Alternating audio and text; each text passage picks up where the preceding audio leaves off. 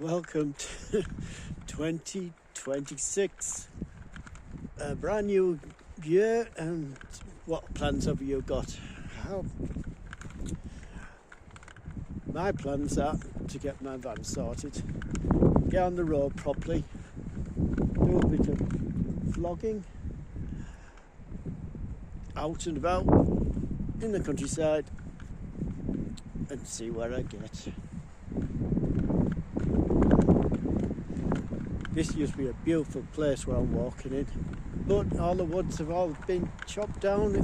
Big massive storm last year absolutely took it right out, and obviously they've had to come in and move it all out because it was going to be quite dangerous. Unfortunately, you can see the trees behind me, they're just teetering on there, more to fall down. So obviously it's going to be pretty bad for people walking, especially on these walks. It was such a beautiful place, but it's opened it right up now. It's a shame.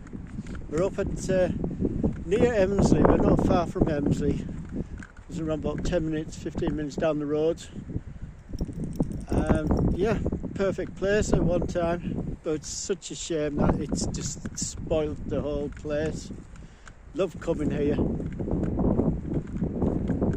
Yes, it's changed it. It's made it absolutely flat as, really flat. It's been devastated, and obviously the people that moved in,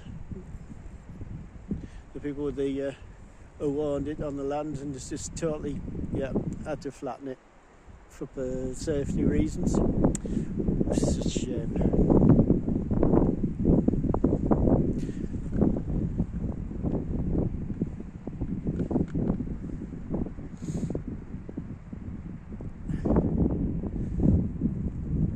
So hopefully, what have you got in store for your life this year? Have you got any plans? Leave in the comments. Let me know what plans you've got. Please tick the bell and subscribe. Thank you for joining me for today.